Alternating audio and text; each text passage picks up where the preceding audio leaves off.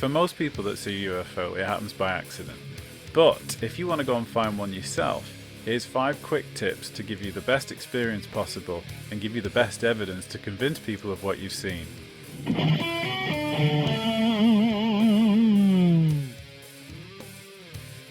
Unfortunately, it doesn't matter how good your content is if there's no context.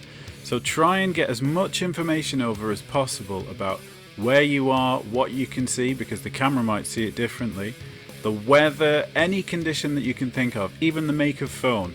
Here's 2 clips. The first one's terrible, it's too short and there's no information. The second one's got a little bit more to it. Well, flipping heck, there's a flying saucer over my neighbour's house.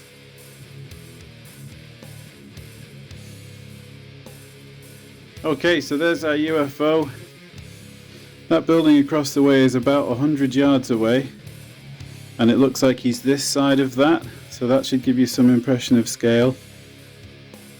He's just chilling out over the car park there. Now you can see the weather is quite overcast, so there's no weird reflections or anything, and it's 5:10 in the afternoon.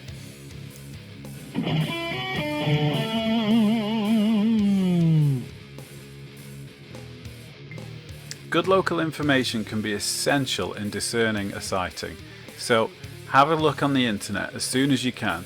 You want to have a look for if there's any nearby festivals or a hospital with a helicopter or a police station, that kind of thing. If you're under a major flight path, there's an airport, even casinos with spotlights or lighthouses. All of these can look quite anomalous given the right weather conditions, but have a normal explanation.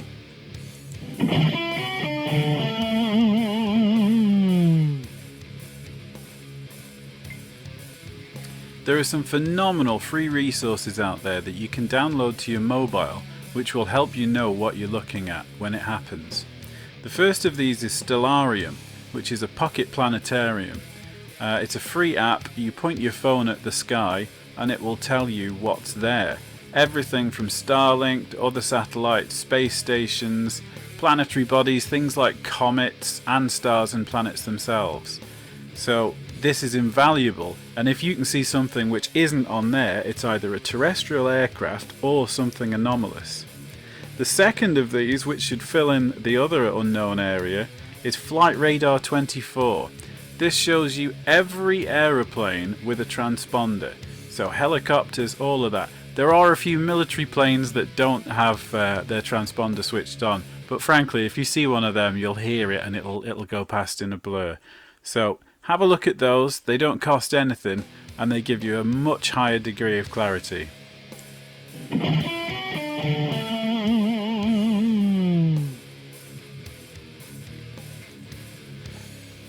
To some skeptics, no amount of evidence is good enough when it's just from one source. Even Commander David Fravor and Alex Deitrich, when they had their tic-tac encounter, one of the most famous cases of modern times, have been criticised, saying that they couldn't read their instruments properly, that they were looking at a seagull, and other laughably bad arguments. This is countered somewhat by the fact that there was 4 sets of eyes. Each pilot had a backseater. Each person in those planes was amongst the most trained observers on the planet. You can apply this logic as well. So if you're going out to look for one, take a buddy. Or if you've got nobody that will go with you, try and find somebody locally if you see one. Ask if they've seen it too.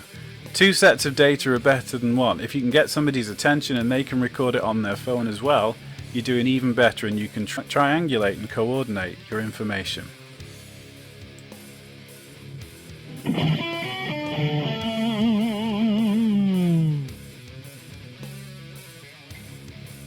As Martin Scorsese points out in his latest Superbowl ad, we spend so much time looking down at our phones or indoors, even researching the phenomena, that we'd miss the most obvious thing, to just go outside and look. So if you're walking the dog, if you're out for a stroll, if the mood takes you, get your head in the sky. Just having a look. If you don't look, you're not going to see it.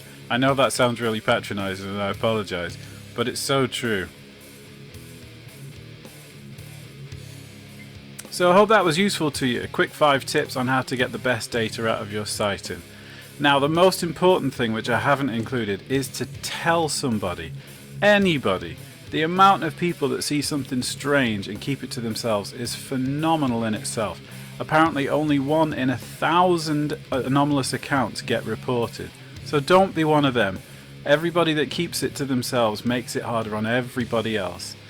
There's places you can share, social media groups. We have a Discord for the UAP files with a whole section dedicated to your sightings, where you can share your account and get feedback in a supportive environment. Good luck and have fun.